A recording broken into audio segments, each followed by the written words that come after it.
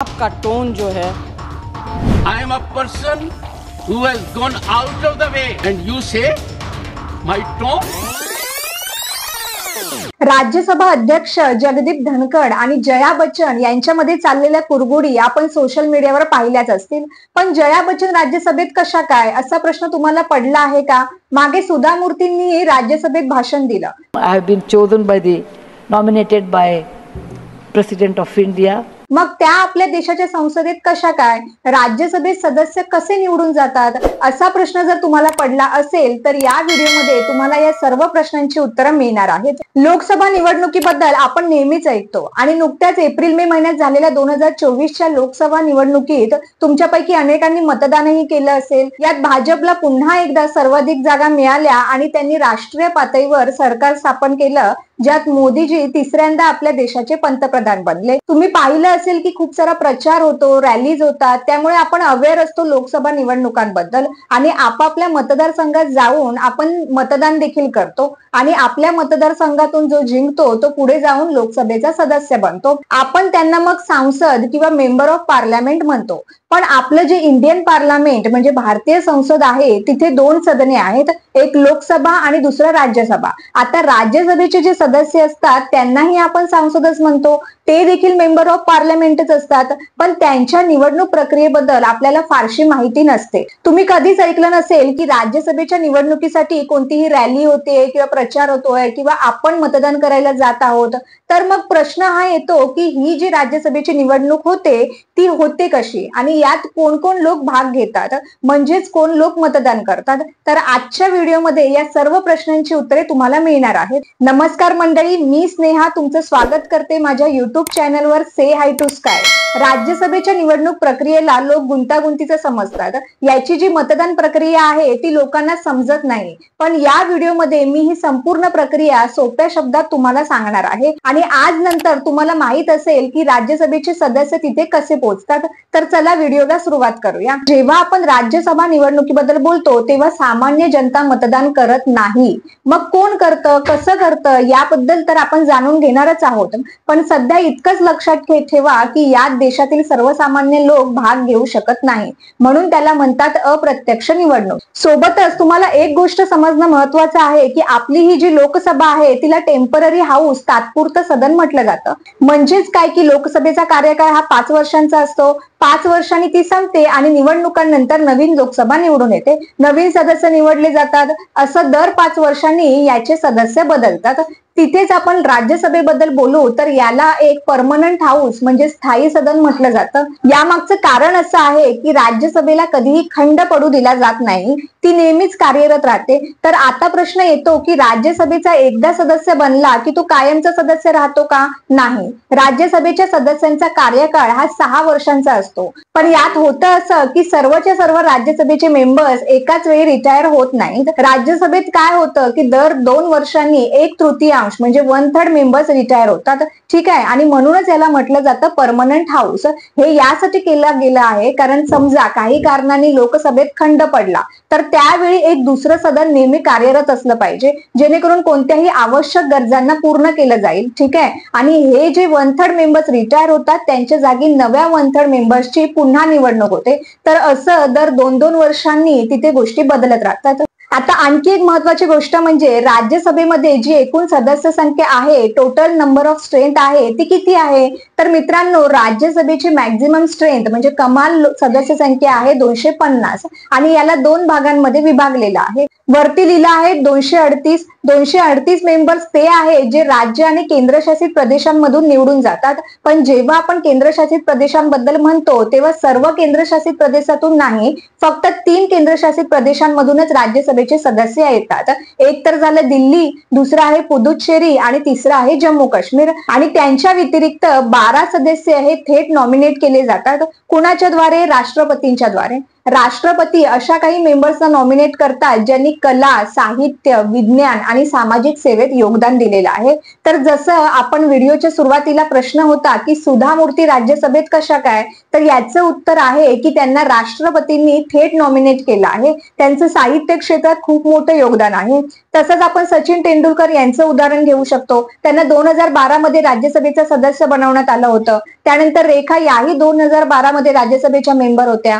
त्याशिवाय 2016 मध्ये मेरी कॉम देखील राज्यसभेच्या मेंबर होत्या. आता तुमच्या मनात प्रश्न येईल की या क्षेत्रांमधून लोकांना का बोलावलं जातं, त्यांची निवडणूक न घेता त्यांना थेट का नॉमिनेट केलं जातं? त्यामागचं कारण असं आहे की जेव्हा कला, साहित्य, विज्ञान आणि सामाजिक सेवांसारख्या क्षेत्रातून लोक येतात तेव्हा ते त्यांचे महत्वपूर्ण सजेशन्स देऊ शकतात. ते संसदेत येऊन लोकांचा आवाज बनवून सांगू शकतात की त्या क्षेत्रात कशा सुधारणा करायला हव्यात. तर आता तुम्हाला टोटल स्ट्रेंथ दिसेल 245. त्यामागचं कारण काय आहे की या ज्या 5 जागा आहेत त्या खरं तर राखून ठेवल्या आहेत. जो आपला पाक व्यक्त काश्मीर आहे तिथे तर पण सीट्स आहेत. जर कधी भविष्यात त्याला आपल्या भारताच्या अंतर्गत आणलं तर त्या जागांसाठी 5 जागा राखीव ठेवल्या आहेत असं समजूयात. तर प्रेझेंट स्ट्रेंथ तुम्हाला पाहायला मिळेल राज्यसभेची ती 245 आहे. त्यामध्ये 12 मेंबर्स हे राष्ट्रपतींकडून नॉमिनेट केले जातात. त्यामुळे 245 वजा 12 केल्यास 233 मेंबर्स हे आहेत जे राज्य आणि केंद्रशासित प्रदेशांमधून निवडून येतात. तर अशी ही राज्यसभेची रचना आहे. इथे हा एक चार्ट आहे जो मी राज्यसभेच्या वेबसाईट वरून घेतला आहे. या चार्ट मध्ये तुम्ही पाहू शकता की प्रत्येक राज्याला राज्यसभेत किती जागा दिल्या आहेत. जसं की सर्वात पहिलं आंध्र प्रदेशला 11 जागा दिल्या आहेत. अरुणाचल प्रदेशला फक्त 1च जागा दिली आहे. आपल्या महाराष्ट्रासाठी 19 जागा आहेत. अशा पद्धतीने सर्व राज्ये आणि केंद्रशासित प्रदेशांची संपूर्ण यादी या ठिकाणी दिली आहे. तर टोटल 245 प्रेझेंट मध्ये स्ट्रेंथ बघायला मिळेल. आणि जर तुमच्या मनात असा प्रश्न असेल की हे जागा वाटप कोणत्या बेसिसवर, तर राज्यांच्या लोकसंख्येच्या बेसिसवर हे जागा वाटप करण्यात आलं होतं आणि हेच सध्या लागू आहे. आता आपण महाराष्ट्राबद्दल पाहूयात आणि जाणून घेऊयात की कशा पद्धतीने ही राज्यसभेची निवडणूक प्रक्रिया होते. महाराष्ट्राला एकूण 19 जागा दिल्या आहेत राज्यसभेत. त्यातल्या 6 जागांच्या निवडणुका याच वर्षी एप्रिल आणि जुलै महिन्यात झाल्या आणि फक्त 6 जागाच रिकाम्या का होत्या यामागचं कारण आता तुम्हाला समजलं असेल की राज्यसभेत सर्व सदस्य एकत्र रिटायर होत नाहीत, तर दर 2 वर्षांनी 1/3 मेंबर्स रिटायर होतात. तर मित्रांनो, पहिला प्रश्न येतो की राज्यसभा सदस्यांसाठी हे जे इलेक्शन होतं त्यामध्ये मतदान कोण करतं? तर याचं उत्तर आहे MLAs म्हणजे आमदार, म्हणजेच आपल्या विधानसभेचे जे सदस्य असतात, विधायक असतात, ते यात मतदान करतात. ते राज्यातील विधानसभेमध्ये मतदान करतात आणि मग ते राज्यसभेमध्ये मेंबर्स पाठवतात. ठीक आहे, आणि म्हणूनच याला काय म्हणतात, अप्रत्यक्ष निवडणूक. आता बऱ्याच लोकांना हे कन्फ्युजन असतं की हे जे उमेदवार आहेत जे राज्यसभा निवडणुकीसाठी उभे असतात ते या आमदारांपैकी असतात का? तर याचं उत्तर आहे की राज्यातून कोणीही उमेदवार निवडणुकीसाठी उभा राहू शकतो राज्यसभेचा सदस्य होण्यासाठी. तो आमदारच असण्याची गरज नाही. तुम्हाला एखादं उदाहरण द्यायचं झालं तर जे डॉक्टर मनमोहन सिंग होते ते 2 वेळा भारताचे पंतप्रधान राहिले आणि दोन्ही वेळा ते राज्यसभेचे सदस्य म्हणून निवडून आले होते. कुठून निवडून आले होते? आसाम मधून. ते आधी पॉलिटिशियन नव्हते, ते एक अर्थतज्ञ होते. नंतर त्यांना पॉलिटिक्स मध्ये आणलं गेलं, तर त्यांची लोकांमध्ये तितकीशी पकड नव्हती. त्यामुळे त्यांना लोकसभेच्या ऐवजी राज्यसभेतून निवडणुकीला उभं केलं गेलं आणि मग त्यांना मेंबर ऑफ पार्लमेंट बनवलं गेलं. अगदी तसंच तुमचा जो प्रश्न होता की जया बच्चन राज्यसभेत कशा काय, तर त्या उत्तर प्रदेशमधून समाजवादी पार्टीच्या तिकिटावर जी सध्या काँग्रेसशी सहयोगात आहे तिथून त्या 2004 पासून राज्यसभेच्या मेंबर आहेत. आय होप तुमच्या आता लक्षात आलं असेल. आता आपण पुढे जाऊन जाणून घेऊयात की किती आमदारांचा पाठिंबा असणे आवश्यक असतो तुम्हाला ही निवडणूक जिंकण्यासाठी. तर याच्यासाठी एक फॉर्म्युला आहे ज्याला इलेक्शन कोटा म्हणतात. इलेक्शन कोटाचा अर्थ आहे की तुम्हाला किती मतांची आवश्यकता आहे एक राज्यसभेचा मेंबर होण्यासाठी. तर याच्या फॉर्म्युलामध्ये तुम्ही पाहू शकता की वरती लिहिलं आहे नंबर ऑफ MLAs, म्हणजे त्या राज्यातील किंवा केंद्रशासित प्रदेशातील विधानसभेमधील एकूण आमदारांची संख्या किती आहे आणि त्याला खाली डिवाइड केलं आहे वॅकन्सीज, म्हणजे की राज्यसभेच्या किती जागा तिथे रिकाम्या आहेत याने भागलं जातं आणि त्यात 1 प्लस करणार आणि जी ओव्हरऑल व्हॅल्यू येईल त्याला पुन्हा 1 ने प्लस करणार. जर आपण महाराष्ट्रामध्ये पाहिलं तर इथे एकूण 288 जागा आहेत, म्हणजे 288 आमदार महाराष्ट्रात आहेत. आणि मगाशी आपण बघितलं की इथे एकूण 6 सीट्स वॅकंट होत्या राज्यसभेसाठी आणि त्यात आपण 1 प्लस करू आणि ओव्हरऑल व्हॅल्यू मध्ये पुन्हा 1 प्लस करू. तर हे कॅल्क्युलेशन केल्यावर हे येईल 42. हे तुमचं उत्तर इथे आलं की निवडणूक कोट्याची व्हॅल्यू 42 आहे. तर याचा अर्थ असा की जर तुम्हाला महाराष्ट्रातून राज्यसभेचा सदस्य व्हायचा असेल तर तुम्हाला एकूण 42 आमदारांचा पाठिंबा असावा लागणार आहे. तर आता आपण घेऊयात महाराष्ट्रामध्ये निवडणुका. त्याआधी तुम्हाला एक गोष्ट अजून माहिती असायला हवी की महाराष्ट्राचं गणित काय आहे. जसं मी तुम्हाला मगाशी म्हटलं की इथे विधानसभेत एकूण 288 जागा आहेत, म्हणजे की 288 MLAs आहेत. त्यापैकी इथलं गणित पाहिलं तर सध्या भाजपकडे 106 जागा आहेत, शिवसेनेकडे 56 जागा आहेत, राष्ट्रवादी काँग्रेसकडे 71 जागा आहेत, काँग्रेसकडे 44 जागा आहेत, तर 29 जागा या इतर पार्टीच्या मिळून आहेत. ठीक आहे. आणि तुम्हाला माहित आहे की 42 जागांची आवश्यकता आहे सध्या एक राज्यसभेचा मेंबर निवडण्यासाठी. तर भाजप आरामात 2 जागा जिंकू शकते, कारण 42 एका जागेसाठी हवे, तर 42 गुणिले 2 84. शिवसेनेबद्दल बोलू तर हे 1 जागा सहज मिळवू शकतात, पण 2 जागा नाही मिळवू शकत, कारण 2 जागांसाठी 84 मतं लागतील.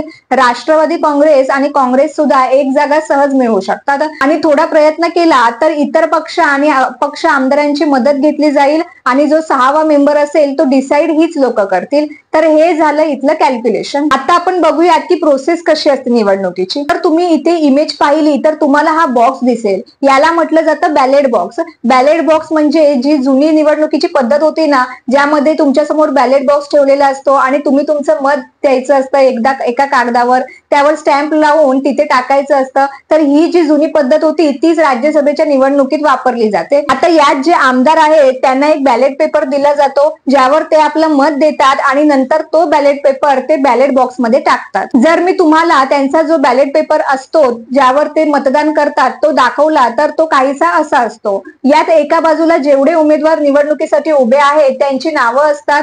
तर समजा महाराष्ट्रातून टोटल 8 उमेदवार राज्यसभेसाठी उभे आहेत. ठीक आहे. सीट 6 आहेत पण 8 उमेदवार उभे आहेत. तर ABCDEFGH पर्यंत अशी नावे दिली आहेत. आता एका बाजूला उमेदवारांची नावे आहेत आणि दुसऱ्या बाजूला तुम्हाला मेन्शन करायचं असतं प्रिफरन्स, म्हणजे प्राधान्यक्रम नमूद करावा लागतो. तुम्हाला ज्याला राज्यसभेचा मेंबर बनवायचं असतं त्याला तुम्ही प्रथम प्राधान्यक्रम देणार, कारण तुम्हाला वाटतं की तो आधी मेंबर बनायला हवा, तर त्याला तुम्ही सर्वात पहिला प्रिफरन्स द्याल. त्यानंतर तुम्ही दुसऱ्या क्रमांकावर ज्याला बनवू इच्छिता की चला हा नाही तर हा तरी बनला पाहिजे, तर त्याला तुम्ही दुसरा प्राधान्यक्रम द्याल. असंच मग 3रा, 4था, 5वा, 6वा, 7वा, आणि ज्याला तुम्हाला बनवायचंच नाहीये त्याला तुम्ही 8वा प्राधान्यक्रम द्याल. अशा प्रकारे. ठीक आहे. आमदारांनी जे आहे आपलं काम केलं, त्यांनी त्यांचं मत बॅलेट बॉक्स मध्ये टाकलं. आता काउंटिंगची वेळ येते. तर काउंटिंग मध्ये वेगवेगळे टप्पे असतात. तर पहिल्या टप्प्यात त्या सर्व बॅलेट पेपर्सना उघडलं जातं आणि पाहिलं जातं की त्या मतदान पत्रांवर पहिल्या पसंतीची मतं कोणाला दिली गेली आहेत. उदाहरण म्हणून मी इथे काही आकडे इथे लिहिलेले आहेत. मानूया A ला 43 प्राधान्य 1 मतं मिळाली, B ला 24 मिळाली, C ला 44 मिळाली, D ला 45, E ला 34, F ला 19, G ला 37 आणि H ला 42. इथून एक गोष्ट तुम्हाला स्पष्टपणे दिसते की आपल्याला एकूण किती मतं आवश्यक होती? 42 मते हवी होती जिंकण्यासाठी. तर A ने तर आरामात आपला निवडणूक कोटा पूर्ण केला, त्याला 42 पेक्षा जास्त मते इथे मिळाली. B ला पण 44 वोट मिळाले, D ला पण 45 वोट मिळाले आणि H ला पण 42 वोट मिळाले. म्हणजे की हे 4 उमेदवार आता आरामात राज्यसभेचे मेंबर बनले. पण इथे अजून जे 4 उमेदवार बाकी होते त्यांच्यापैकी कोणीही इलेक्शन कोटा अचीव केला नाही, पण अजूनही 2 जागा रिकामी आहेत. तर अशा वेळी काय होतं? दुसरा टप्पा घेतला जातो. दुसऱ्या टप्प्याच्या काउंटिंग मध्ये काय होतं तर इथे सर्वात पहिलं काम जे केलं जातं ते म्हणजे पहिल्या टप्प्यात ज्याला सर्वात कमी मते मिळाली आहेत त्याला एलिमिनेट केलं जातं, म्हणजेच बाहेर काढलं जातं. ठीक आहे. तर इथे तुम्ही पाहू शकता की F ला सर्वात कमी फर्स्ट प्रिफरन्स वोट मिळाले होते.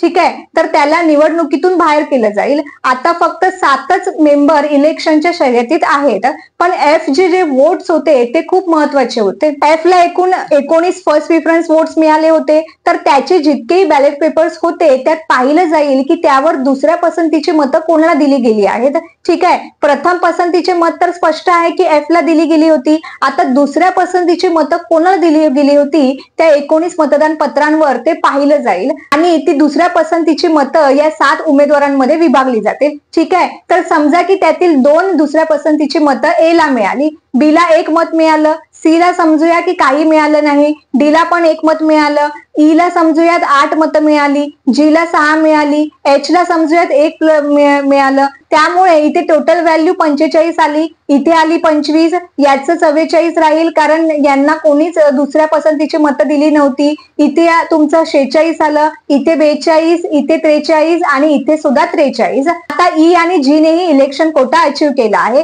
त्यांचेही वोट्स 42 पेक्षा जास्त झाले आहेत. तर अभिनंदन, ई आणि जी सुद्धा राज्यसभेचे मेंबर बनले आहेत. आणि अशा प्रकारे महाराष्ट्राच्या ज्या 6 जागा रिकामी होत्या राज्यसभेसाठी त्या आता पूर्ण झाल्या आहेत. आय होप तुम्हाला हा व्हिडिओ आवडला असेल आणि समजला असेल. महाराष्ट्रात विधानसभा निवडणुका जवळ येत आहेत, तर आपण तोही विषय कव्हर करणार आहोत. आणि अशाच महत्त्वपूर्ण व्हिडिओसाठी चॅनलला सबस्क्राईब करायला विसरू नका. भेटूया पुढच्या व्हिडिओमध्ये. धन्यवाद.